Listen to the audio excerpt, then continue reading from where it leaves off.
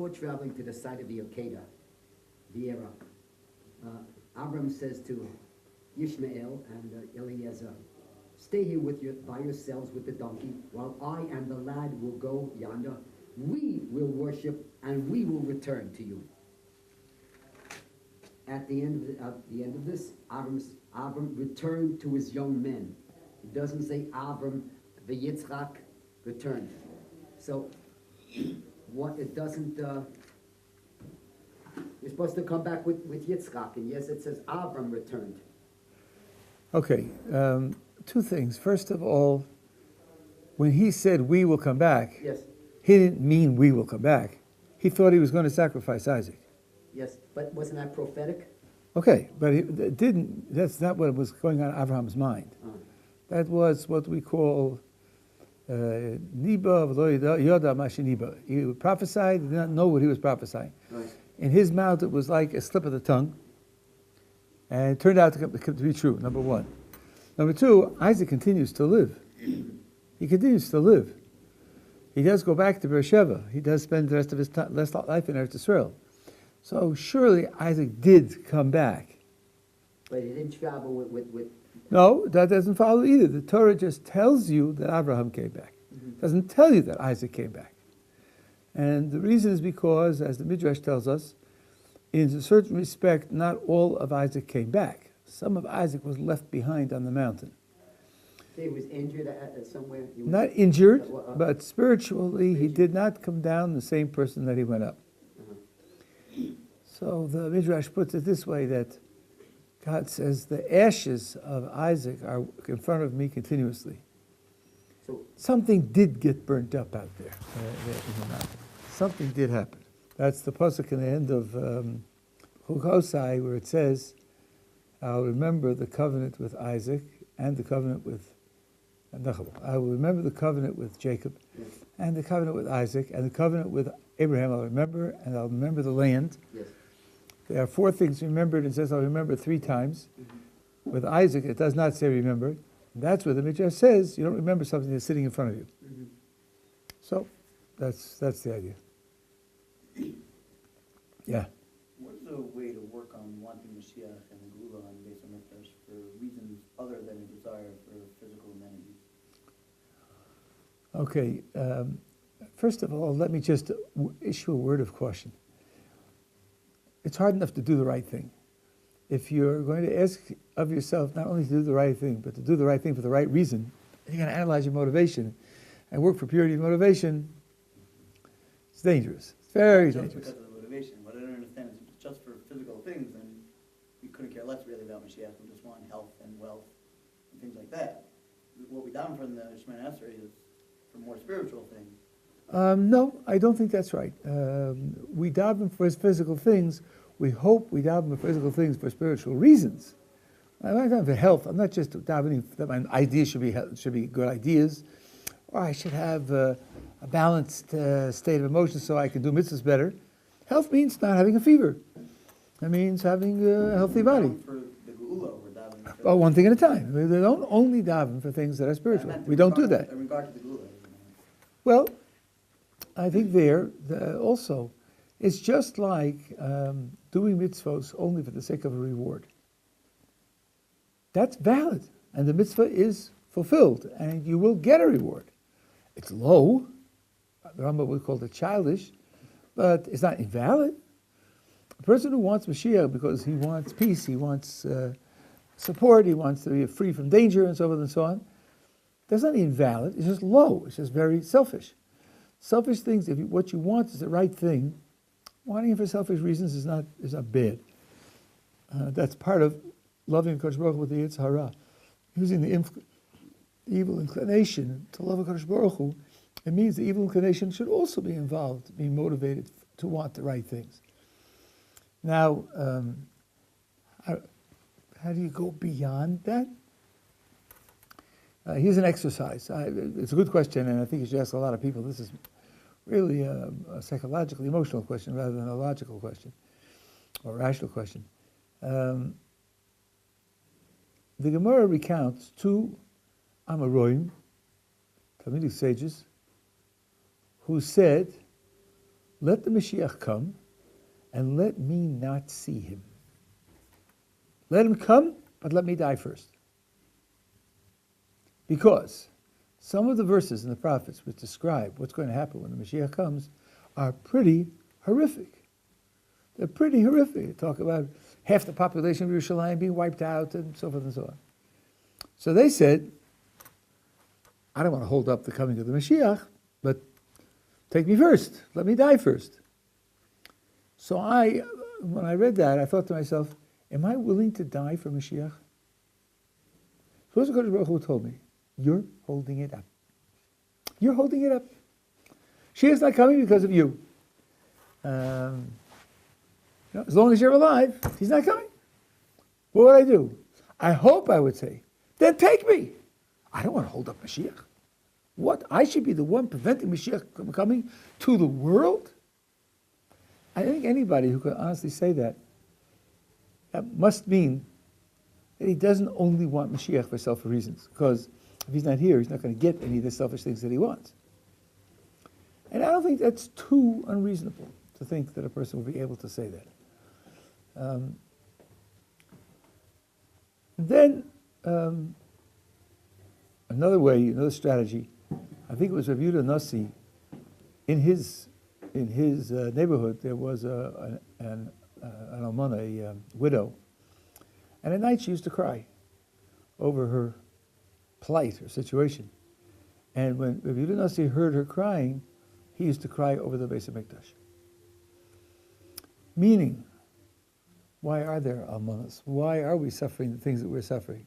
Largely because the Beis HaMikdash is destroyed, because Baruch Hu's Shechina is not there, and we are subject to all sorts of vulnerabilities, dangers, that otherwise wouldn't exist. So Rabbi Yehuda Nasi said, I'm going to trace it back to its source. A lot of the things that we suffer physically are because of spiritual failures. After all, the times of Shlomo HaMelech, there was peace, there was wealth, we were universally respected and honored. People came to Shlomo HaMelech to learn from his wisdom because spiritually the people were whole, and therefore physically. So now if a person says, I want peace, I want security, I want health, I want money, and so forth and so on, if he traces back to where those things are missing from, why they are missing, you could say, I want the spiritual because I know that the spiritual is the key to the physical. That's one step above just wanting the physical. That's not yet appreciating the spiritual for the spiritual, but that's one step above. Kochva Yitzchak says, people talk about serving God l'shma. L'shma means because he said so, because I love him, because it's more important than anything else. Without any personal benefit in mind. I think it's Rav Dessler, who says, a person may feel that he's doing that. He may feel that he's doing that. And he might be deceiving himself. It might not be really the Shema. But this in a very, very, I would say, subtle way. It says Rav Dessler to this person, what are your ideas about Olam Haba, the world to come? What do you think it is? What do you think it's like? And he says, I don't think about it. I know what's right. I know what God wants. That's more important than anything else. And I do it for that reason, and that's all. Says Rav Dessler, that's not Lishma. That's not Lishma. Lishma is to know what Olam Haba is and to do it with that not in mind. But if you don't know what it is, so then you're not turning away from selfish motivation Olam Haba. You haven't got that as an option. And Rav Dessler says, I'll give you an idea, just a little idea of what Olam Haba is like. Imagine all the different things that give you pleasure. All the different things. From a warm bath to a good novel to doing an act of chesed, which gives you a sense of satisfaction and elevation. All the things that keep. Fine. Now imagine a moment in your life where all of them are rolled up into one. In that one moment, you feel all the pleasures that you are capable of feeling. That's nothing. Now imagine all the pleasures that all mankind is capable of feeling. There are a lot of people out there who can feel pleasures that you can't. There'll be people who have gourmet taste buds, and they can taste the differences between very subtle mixtures of foods, and you can't taste them at all, but that's another type of pleasure that you don't have. Now imagine all the pleasures that all mankind can enjoy. Now imagine all of them rolled up into one moment of pleasure of yours. Add in all the pleasures that you presently can't feel. Add that all up, okay? And he says, compared to the world to come, that's nothing! Nothing! Zero! That's zero! Compared to the world to come. Now imagine that, think about that. All the pleasures of all mankind rolled up going on simultaneously. Now tell me you don't care about that. Tell me you're not interested in that. Tell me that doesn't motivate you. You're a liar. You're a liar. If you had 1/1000th of that available to you, you'd run to get it. All of that is available to you? That's just the merest whiff of Olam Haba. That's the reality of Olam Haba. Now tell me, if you take that seriously, if you envision that, if you picture that, and you say, yeah, but, I don't care about those things. I do things for the principle of the thing and so forth and so on. You have to reach a very high level to get to the point where you say, I'm motivated only by the really spiritual, and I'm motivated by that at all. Okay, now within that picture, there is a gradation, a picture of the pleasures. This is what Rav Dessler talks about. I think the other was the Kochav Yitzchak. There are levels of pleasure. The secular philosophers talked about this as well. There are levels of pleasure. Let's take physical pleasure. Physical pleasure, comfort, pleasure. I sometimes meet people who say, I'm just an animal. The only thing that matters to me is physical pleasure and pain. There is nothing else. So, okay, fine. You are a tourist in southern Italy in August. And the temperature in Fahrenheit is 98. And it's very humid. And you're walking in a little hamlet where no one knows you, and they don't have cell phones, they don't have digital cameras, they don't have instant upload to your Facebook site and all that kind of thing. And it's very hot and very humid. And you would be much more comfortable naked. Do you take off your clothes? Why not? The only thing that matters to you is physical pleasure and pain, and you are in physical discomfort. Why not take off your clothes? But you won't do it. You won't do it. Because of something called honor, or self-respect, or something like that.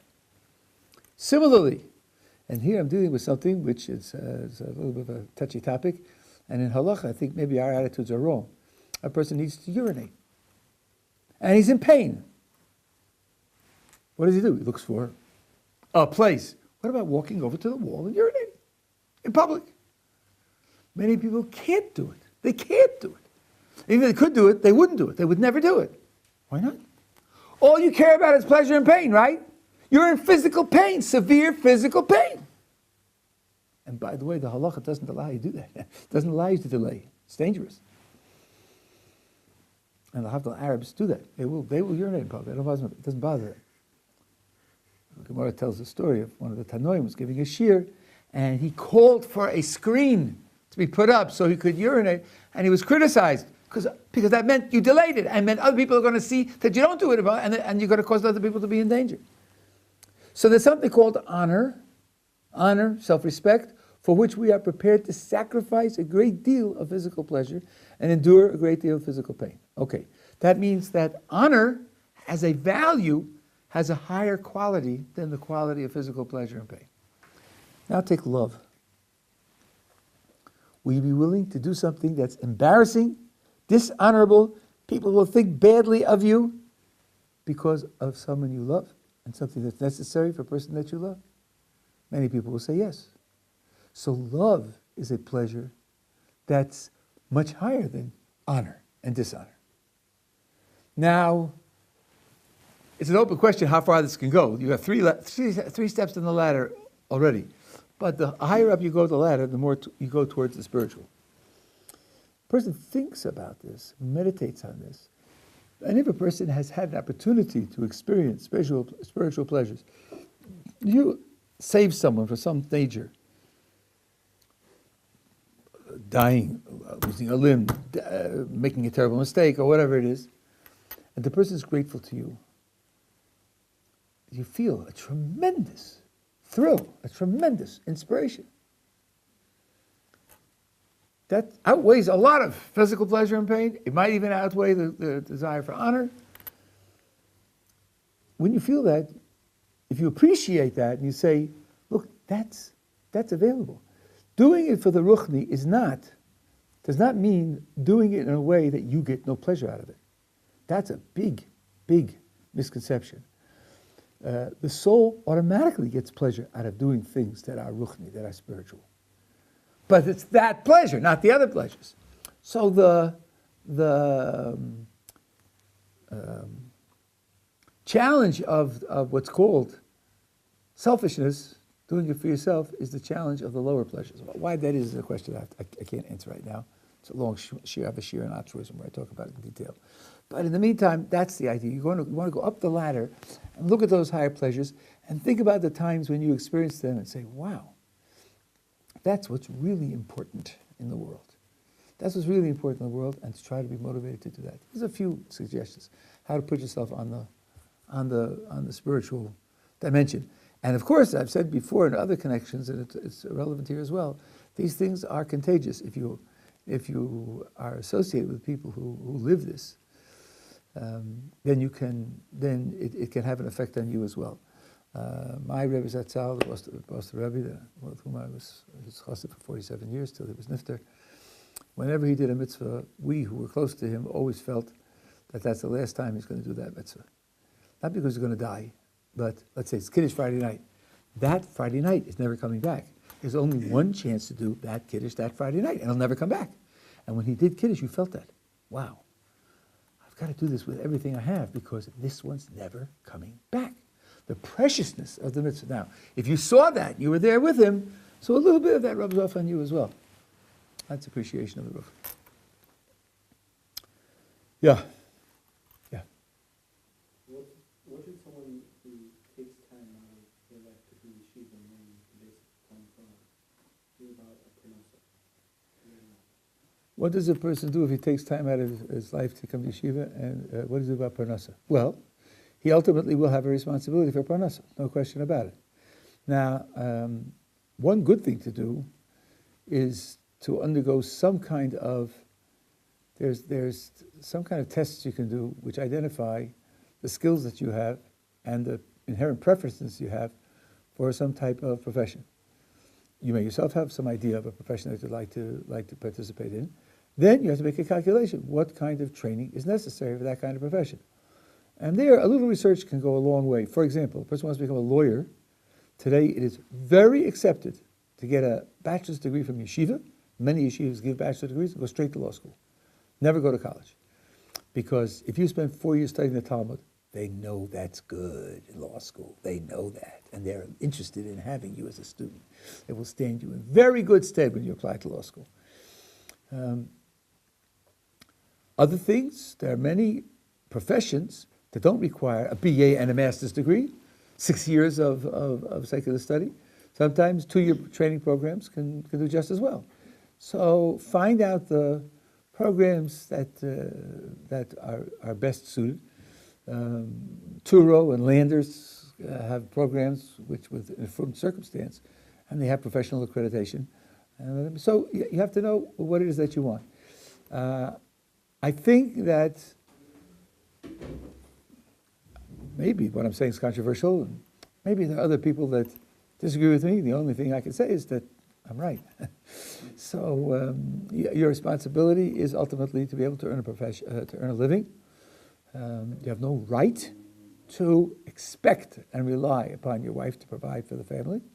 She might do that if she's dedicated and inspired enough to do that, and she might not be able to do that if she becomes pregnant, difficult pregnancy. The bottom line is support of the family is the husband. Now, when should you do that? All things being equal, the earlier you learn Torah, the better off you are. Because when you invest in learning Torah, that pays compound interest over the years. The earlier you learn it, the more years you have to collect the interest. The years you spend in yeshiva, create a platform for the rest of your learning, the part-time learning, and that's absolutely crucial. But some thought about what I want to do, what I'm able to do, what my talents are, is relevant. And then the last thing that I'll say, and you can follow up if I haven't hit the points that you're interested in. There is a trap where a person becomes very idealistic and he says, "Yeah, I know about earning a living, but I'm studying Torah and God will provide," and so forth and so on. And he finds himself, after a while, unable to concentrate, unable to focus, because part of him, and if he's worked hard enough, he's driven underground to the unconscious, part of him is saying, "But how am I going to earn a living? And how am I going to go out on shidduchim and get married if I can't earn a living?" And when that worry starts eating away at him, then he can't focus, and his yeshiva learning goes down. And then he feels guilty because his yeshiva learning isn't doing well, so he feels worse, and it's a downward spiral from which there's no benefit whatsoever. We often have guys who come here who did 2 years of college or 3 years of college, they get inspired, and they stay here for a year, and then they want to stay for a second year. I'm famous here for throwing them out. Go back and finish your degree. But if they stay, often by January in the second year, they've had it. Because all their friends have graduated, their friends from the previous year are now graduating, and they're nowhere. That's how it feels to them. The right answer to that, I believe, is go back and finish your degree, and then come back when you have a free mind. So all that has to be taken into account. At what point, you said that when they start to get eaten away, or if they don't, how do you know when you're ready to leave yeshiva? I wouldn't put it, how do you know you're ready to leave yeshiva? I would put it, how do you know when you have to leave yeshiva? You may never be ready. One way, this isn't the whole story, but one way is this, to ask yourself, what are your plans about marriage? And then you have to calculate the number of years that are necessary to put yourself in a realistic position. I want to tell you something which has to do with yeshiva and getting married, all of them. The very, very simple reflection, and yet when I tell it to people, very often they haven't thought of it. Think of the kind of woman you want to marry. Think about her. What should she be like? What should your ideals be like? What kind of sacrifices? What kind of focus and function and priorities? Try to draw a picture of the kind of woman you'd like to marry. Now ask yourself, what kind of man is she looking for? What kind of man does she want?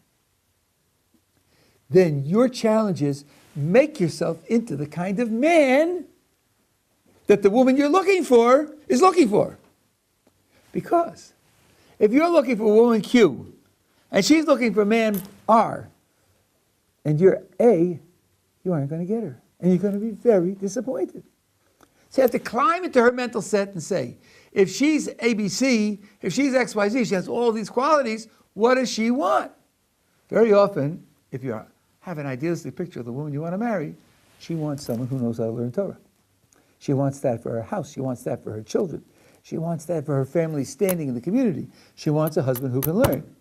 And the last thing in the mind of the boy who's looking to get married is, do I have to spend more years in yeshiva? God forbid. I don't want to spend time in yeshiva. I just want to have a nice wife, a nice family. Maybe if I make enough money.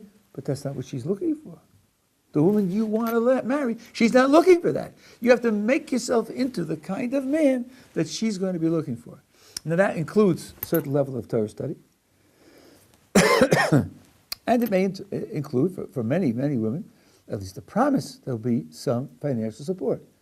If you are halfway through a training program that has good chances in economic terms to be able to support a family, so you could look to get married halfway through. You already started, and she knows you're serious. But all that has to be taken into account. That's one way. When do I want to get married? When I'm thinking about getting married, prepare myself in all respects for that challenge. If we've had students on occasion whose parents are happy to support them and who, let's say at the age of 20, weren't thinking of getting married, talk to them, when are you thinking about getting married? Maybe 25, 26. I'm not in a hurry and I feel comfortable where I am, and so on and so on. Then let them stay 4 or 5 years. Nothing wrong with that. And the more you can get the earlier on in your lifetime, wonderful. Maybe the person has a future in earning money through Torah teaching. That's something that you should ask your rabbis. If you do, then shoot for it. That's the ideal life. To be able to spend all of your time learning and teaching Torah, nothing higher than that. Those are some pointers. Yeah, who's up? Yeah. In terms of teaching Torah, what would you suggest is the most relevant or applicable, useful sources to learn? Meaning, what would you say is a foundational source to learn in areas of machshava? Learning for yourself. Yes. To be qualified, to be ready, because there's a lot to learn. Yeah. So now let me see if I can get to the question a little bit clearer. Are you talking about learning sources that you'll be able afterwards to teach those sources? No. No, you're just talking about your own information. To have a good, solid foundation.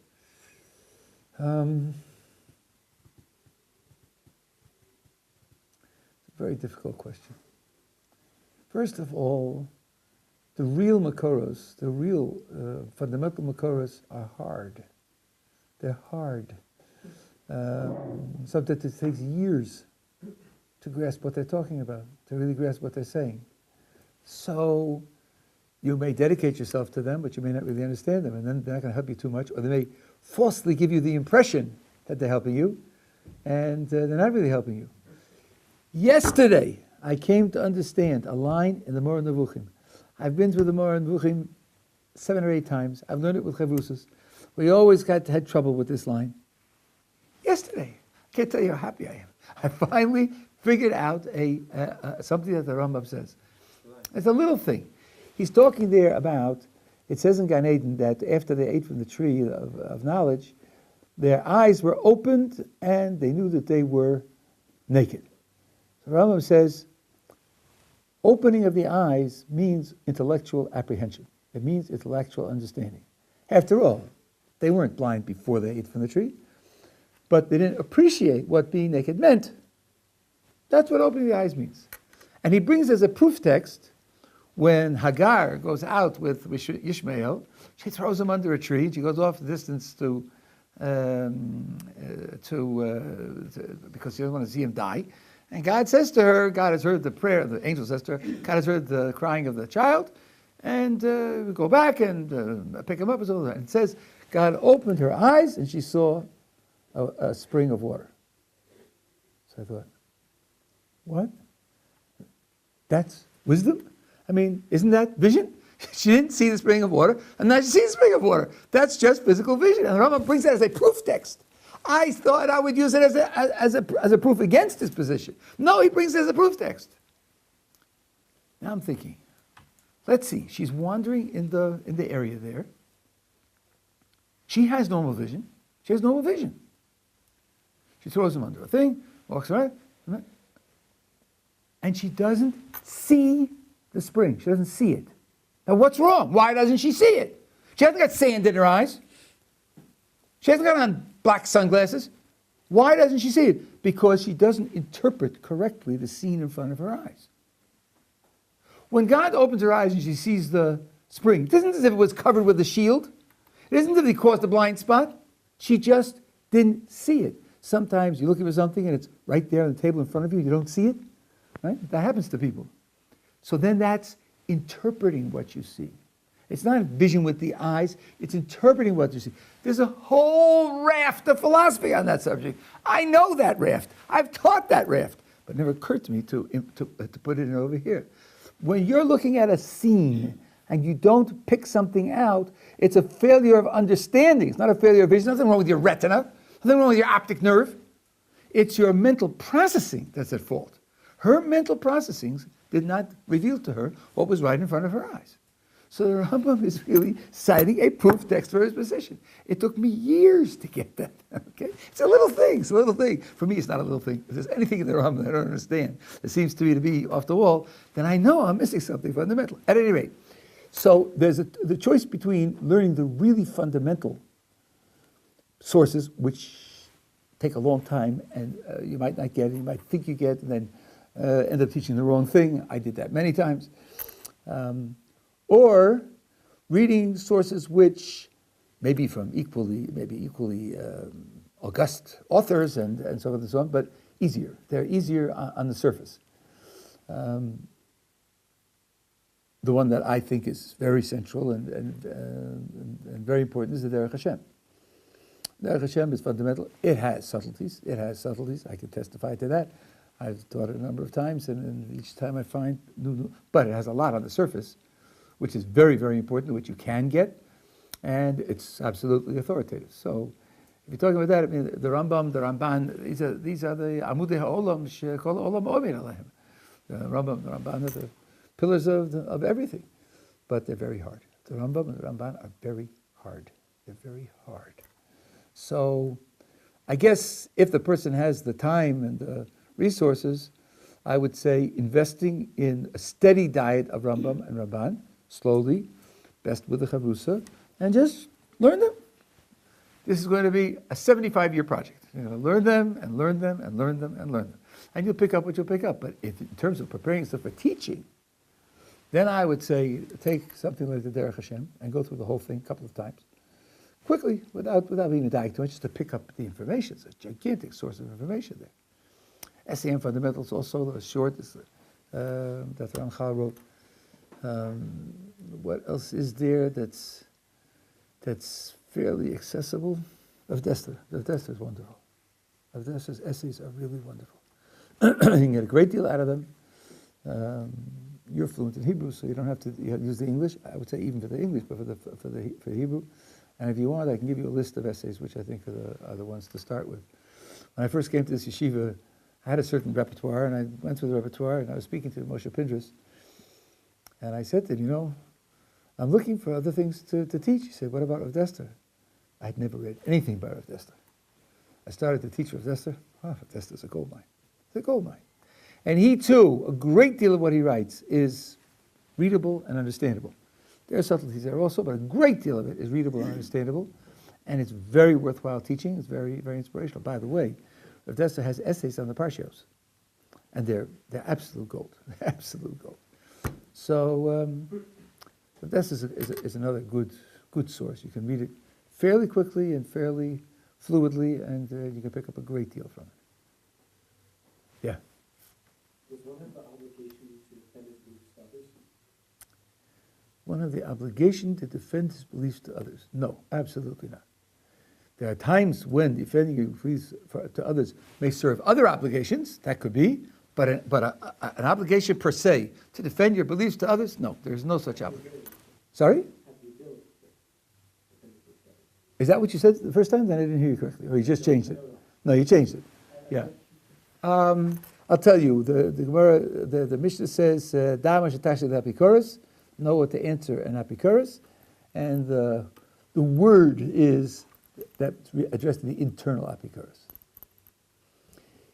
It's hard for a person to hear negative ideas and not to have some reaction, some thought. Yeah, but what's wrong with that exactly? Now, if it doesn't bother you, maybe not. But again, see, it's interesting. What you said is ambiguous. To know how to answer can mean two things. It can mean he presents an idea. Do I have reasons against it? That's one thing. The other is, do I have a way of talking to him that will convince him and make him change his mind? Those are two worlds apart. They're worlds apart. Convincing him and changing his mind depends upon his psychology. That determines what you can say, what you can't say, how you say it, when you say it, over the third beer. Depends on what's necessary, after the chillin', right? And often, there's nothing you can do to help him. His mind is so closed, so absolute, there's nothing you could do to help, like people believe in evolution. Okay, I didn't say that.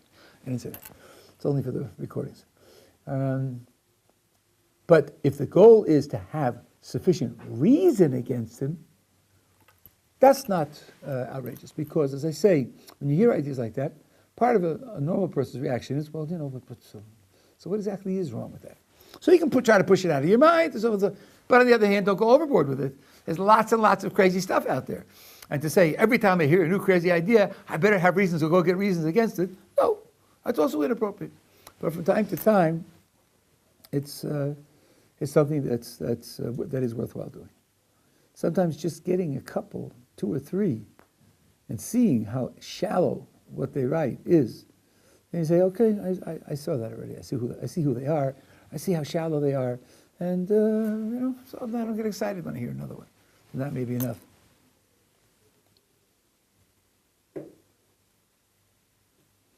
Yeah.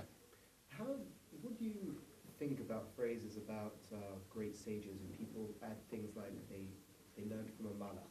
But I'm talking about recent things, like the Ramchal learned from a malach, or Rashi wrote his Pirush with his explanation with Ruach HaKodesh. I always, when I hear these phrases, I'm not sure to say, like, well, I often find that they take away from the greatness of the person. I mean, the Ramchal taught everything he learned, he learned because he learned with a malach, or Rashi only did what he did because he had Ruach HaKodesh, in which case, how does that reflect on him? Oh yeah, I'm surprised at you. I'm surprised at you. So it would really be greater if he had an independent, unaided super intellect. Then I would think greatly about him and so forth and so on. But the whole Ruchnius has dropped out. The whole Ruchnius has dropped out, number 1. And number 2, that great unaided intellect is an illusion. Nothing's unaided. Everything's a gift from Kodesh Baruch Hu. The only question is how open it is or how open it is not. So if Rashi was Zoche, he merited Ruach HaKodesh, my estimation of him would go up 1,000,000 times. What are you talking about? Because Baruch Hu loved him enough to give him Ruach HaKodesh? That's gigantic. That's much better than being an Einstein. Why would your estimation of him go down? But is it true? Okay, but I'm giving you a little mussar now. Your expression was one that I don't think is our tefisa. First of all, the Beis Yosef also learned with a Magid. Has a sefer called Magid Meishorim on Chumash, which is all sorts of Kabbalistic stuff. And it's because he also had a Magid. It wasn't only the Ramchal. I think that if a Kodesh Baruch Hu invests in a person to give him this, what's Nevuah? Do I think less of a Nevuah because what he gets directly from Kodesh Baruch Hu, and it's not his own, it's only coming directly from the creator of the universe. There's no higher level in Yiddishkeit than Nevuah. That's Dveikus in the Eibishter. There's nothing higher than that. You want to talk about respecting him for a person? He was the one who made himself roy for Nevuah. He made himself, but to say that I have less respect for him because it wasn't his intellect, that's just, that's not it. That really isn't it. But now, I will say this, the fact that someone learned with a malach or someone had Ruach HaKodesh does not mean that everything he says is right. That doesn't follow. That doesn't follow. The Ramban could easily acknowledge that Rashi wrote with Ruach HaKodesh and still be maksha on him and disagree with him. It's not true that Ruach HaKodesh is going to tell you the idea that is the only way to see things or even the best way to see things. It's the way that you bring into the world. You bring this into the world. It's necessary that it be in the world, but it doesn't mean everybody else has to agree with you. I can easily accept the idea that both Rashi and the Ramban had Ruach HaKodesh, and they're fighting with each other. There's no difficulty in that. There's no difficulty in that. A little bit similar to what the Ritva says on Elu ve'elu divrei Elokim Chaim, these and these are the words of the living God, which is a long subject I'm not going to do in detail now. But the Ritva's pshat, there are many different pshatim. The Ritva's pshat is that, this is what he says, the Kodesh Baruch Hu revealed to Moshe Rabbeinu in every issue 49 reasons on one side and 49 contradictory reasons on the other side. The psak is according to the majority of the best. Whoever the majority votes, that's what the law has decided to be. But all of the arguments are divine. So that means the one who presents the arguments, favor his position, gets voted down. That doesn't mean his arguments were wrong or inferior. They're really divine reasons. They're coming from the creator of the world. It's just that the psaks are going to follow that way. So because Baruch Hu wants there to be things in the world, and he wants there to be sometimes controversy in the world, and he wants different ideas to come from different sources, and those ideas have to be in the world because the total function of the Jewish people is the sum total of the interactions of all these different ideas. But I don't know, I don't remember a source that Rashi had Ruach HaKodesh, but mine not remembering means nothing. Could very well he did, and And learning with the Malach, that means the Malach gave you what Akash Baruch Hu wanted you to have. Not as if he didn't give you when you don't have a Malach. He gave you that also, but he hid it from you. And sometimes he reveals it, and he reveals it in gradations. Here's a common experience that people have, and I think there's a certain ruchni, spiritual attitude. If you have that attitude, then you look at common everyday experiences in a different way. You're working on a problem. This could be any problem. Problem in relationships, a problem how to build a door for the refrigerator, any problem. And you work on it, and you think this way and that way, and you try various strategies, which you know for you, usually successful strategies, and they don't work. You don't get the answer. You ask people, and you get help, don't get the answer. What do? Now, some people give up. Some people go back through all the old strategies again. Why would you do that? You went through all the strategies, and they didn't work. Some people are like that. They're just like that. I'm like that. I'll go back through all the same strategies again. Second time. The third time. Sometimes it happens, going through all the old strategies the fourth time, that you get an answer. What happened? It's the same strategies over again. The same routine over again. So how come fourth time through you got an answer? Now we have words for this. The idea hit me. Right! That's right! Those words say, I didn't make it, I didn't create it, I didn't construct it, it came from outside. That's what those words say. And that's how it feels. It feels that way precisely because it's the fourth time through. And I know I'm not building, because I was building it out, I built it the first time. It just hit me. Now, when you look at that in spiritual terms, what you say is then it must be a gift. It must be a gift. And now you have a double gratitude. Number one, you got the idea. But number two, had you gotten it the first time, you could have been subject to the illusion that you really built it. Because you used a strategy, and the strategy got the results. So you really did it. Here, Kosh Baruch Hu did you the favor of waiting till the fourth time through to give you the answer so that you can feel that it came from him.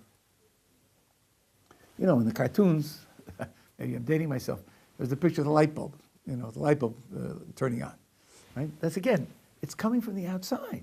You feel it that way. If you're a spiritual person, you say, thank you, Ribono Shel Olam, you gave it, and thank you for revealing it to me. So all of the ideas that you achieve come like that. They come like that, so it's all a gift from HaKadosh Baruch Hu. No one should say that, I did it because I'm smart. But if it's Ruach HaKodesh, then the person's precious. HaKadosh Baruch Hu loves him and makes him the vehicle of bringing Torah into the world through Ruach HaKodesh. Now, with all of this, I'll tell you just because it's similar, there's a story that the Gaon of Vilna was offered to have a malach, an angel, teach him Torah.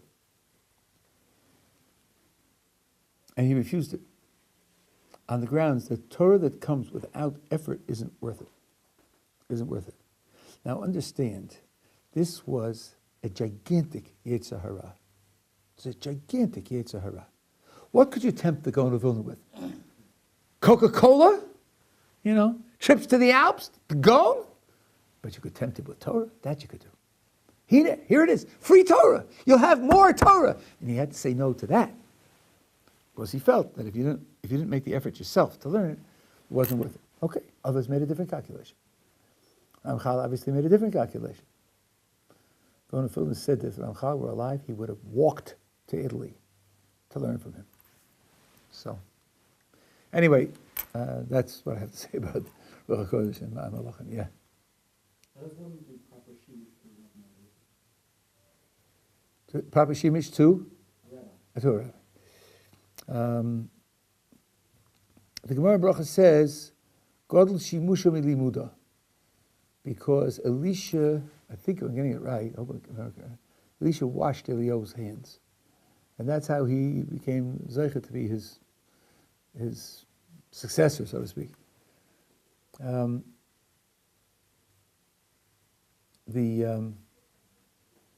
The Gaon says on the first pasuk of Sefer Yeshua, it speaks there about Yeshua taking over the leadership of Moshe Rabbeinu, taking his place, and it speaks of him as Meshores Moshe, Moses' servant. So the Gaon says, doesn't say Talmid Moshe, his student, his disciple, it says his servant. Because it says, when it says Masharis in the Torah, it says, Lo Yomush Mea Ohel. He was never absent from Moses' Ohel, Moses' tent. And the Gaon says that's why he had the merit of taking the next step of leadership from Moshe Rabbeinu, of the Jewish people, because he was Masharis. Not Talmid, but Masharis. Not student, but disciple, but servant. Now, on that Gemara in Brachos, the Maharatz Chayes makes, I think, a very important remark. He says the Gemara here is contrasting Sherus versus Talmud. Service versus learning. Don't think that they're two different categories. They aren't two different categories. Service is a different kind of learning. And of the various kinds of learning, service is superior. That's what he says. Now, I think what he means is, as everyone knows, there's some things you learn from words, lectures, books, and there's some things you learn from life. You learn from seeing what a person does. That's Torah in action. And you learn from that. By the way, in the Gemara, when you're discussing a halacha, the very last entry in the discussion is always what happened to halacha l'maisa. If somebody paskin it to halacha l'maisa, then that becomes a binding decision, much more so than just being told that this is the decision, this is what they said was right, if they actually did it. Observing the behavior is watching Torah in action, and what the Gemara there is saying is watching it in action is superior to, so that's what you want. What you want is the opportunity to observe the Rav in action. And the Rav will understand that. And if he accepts service, then he's accepting it not because he wants somebody to carry his kelim with him to the base of Merchatz, like the Gemara says, but because he wants to invest in that Talmud, that he should have it. And if he isn't worthy of that, he won't accept the service. I once wanted to help my Rabbi out with his jacket, and he refused. And I said, but isn't it a mitzvah to help Talmid HaChachamim, Torah scholars? And he said, yes, so don't deprive me of that mitzvah. I'll put on my own coat. Now, that's what it says, that he was never absent from his tent. He was never absent from Moses' tent. So he saw him bench, and he saw him greet people, and he saw him daven, he saw him prepare for sleep. And all of that is a kind of teaching of Torah that is, now there are stories in the Gemara, pretty extreme stories, where the disciple hid under the Rebbe's bed, and he followed him into the bathroom. And when he was challenged, he responded with, Torah hi v'lomod ani tzarich. This is Torah, and I need to learn it. And he was not criticized, was not condemned. Right? That was an acceptable answer. And one said, La varachar. It's not derech eretz to do this, but not that your purpose was crazy. That's also Torah. So the type of service will be the kind of service that the Rav tolerates, that he says he's interested in. But that's the goal. The goal is to just be around him. I had hundreds and hundreds of hours with my Rebbe. Whatever I am today is because of him. Yeah.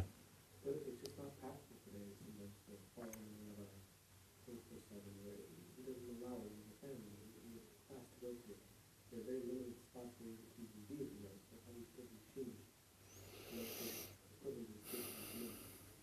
Again, you're talking about practicality, so I'll make some suggestions, but I don't know how practical they are. You find out when he's walking to the yeshiva, if he walks, which would be a good idea. He's walking to the yeshiva and accompany him back. When does he eat lunch? How does he get lunch? Where does his lunch come from? Offer to bring him his lunch. There are some people in this yeshiva who have lunch from the lunchroom. How does food get from the lunchroom to them? Okay, and not if you like, I'm willing to do this for you, but I want to do this. I want to do this. Please let me do this. That's the way to get the attention. And then you can never tell. You're bringing it, and you come in, when you're bringing lunch and it's on the phone, or there's a letter that needs to be mailed, or something, or a message has to be carried to somebody, and he'll say, "Listen, take this message to so and so for me." So that already you're getting things with more content. Get me this safer, get me that safer. And then see how it builds from there. That's a good question. I mean, ask other people. I have no corner on the market here for this kind of thing. These are just the things that occur to me. Yeah. How do I explain like the concept of Shalom idea to someone who doesn't understand what said it, like a non-offensive way? All right. Okay. So the first thing I would say is this. There's a motto in sports and other competitions: don't mess with a winner. Don't mess with a winner. Got a car that wins all its races. You say, I don't know what that wheel is for. That doesn't look like it's doing anything. Let's just take it off. Say, listen, this car's winning races. Don't mess with the winner. Don't mess. If it's losing and having trouble, but it's winning races, leave it alone. Probably that's doing something, and maybe you don't appreciate what it's doing, but in the meantime, better leave it alone. Now, our relationships, the relationships that are built on before marriage, no touching, do they, on the whole, over the years, do better or worse than the relationships in other competing cultural forms in our environment? They do much better. Much better. Much less divorce, and much more love, and much more respect, and much more affection, much more stability. Then we're working with a winner. Now, you say, well, I don't think that's important. I think I could do it anyway. I don't think we need that. Okay, that's what you think. But we have a winner. Don't mess with the winner. This is a big element. It's a big element. That's one way to sort of approach it, brute force. Why are you considering it, questioning it, and thinking in other terms? Do you have a formula that you have experience tells you will be equally good in terms of its products, its results? No, then don't mess with the winner. We had a young man here, that was about 25 years ago. He had a master's in ecology from a good school. He was good looking. And he had, like most of the kids in his position, had several relationships with girls, living together. And he came here, and he started to keep mitzvos. He wanted to get married, and he started to go out on shidduchim, and of course it was no touching. He told me, I realize now that I had never gotten to know any of those women. I never got to know who they were. He was living with them for months and months. He never got to know who they were, because having sex as part of the continuous element in the relationship meant there was no relaxed time to explore without penalty. If I say something that's critical, does that mean the person's going to take it that I'm refusing sex, and therefore I'm injuring the person, and it's not right, and so forth and so on? No, just time where it's not an issue. It's not an issue. And by the way, the periods of nida after marriage, now there are people who don't do that. They're not, because they get pregnant right away and it never happens. There is such a thing. But for many people, those are periods, those 2 weeks, a month when you're off, are very precious, because you can talk about things and know that for 2 weeks, 10 days, that's what it's going to be. It's going to be talking and relating and building bridges, and the other will come when it comes. So I think that's one way to perhaps make a description. I remember hearing an interview with a young woman in New York who had been living with a boy for 3 months, and the interviewer asked her, "What does your boyfriend's father do for a living?" And she said, "I don't know." So the interviewer said, "You're living together for 3 months, you don't know what your boyfriend's father does for a living?" And she said, "Yes, we're living together for 3 months, but we don't know each other that well." Of course. Why should we know each other that well? We're just living together. But does that mean you have to know each other well? We're living together. I mean, it's convenient. It's cheaper rent, and you can have sex when you like it, more or less. I mean, the other person might have to like it too. There might be some conflicts. And if it gets bad, just move out and find somebody else. It doesn't have to be deep. It doesn't have to be real connection. Well, a hands-off rule means you're building a real connection. You're not looking for that. You're not going to get involved in that. It's not a question. It's not available. It's not an option. So that may be a way to say something. But in my experience, some of the people who will ask this question are people who are just looking to throw a brick. You're outdated. You're old-fashioned. We know how to protect against pregnancy and so forth and so on. So there's no reason for that anymore. Get with it. Get modern. So on. I don't fight with people like that. I don't argue with people like that. I don't try to prove anything to people like that. The only thing you can say to such a person is, we have a winner, and that's why we're happy with it. You tell me, you show me that your people with your modern, up-to-date social mores, show me that you're winning also. Show me that your marriages are stable. Show me that. And of course, the answer you get is, yeah, I know there are a lot of divorces, but not me. I'm not going to divorce. I'm smarter than that. Uh-huh. So are all the other people who divorced. They all said the same thing. And they all ended up getting divorced, so you're no guarantee either.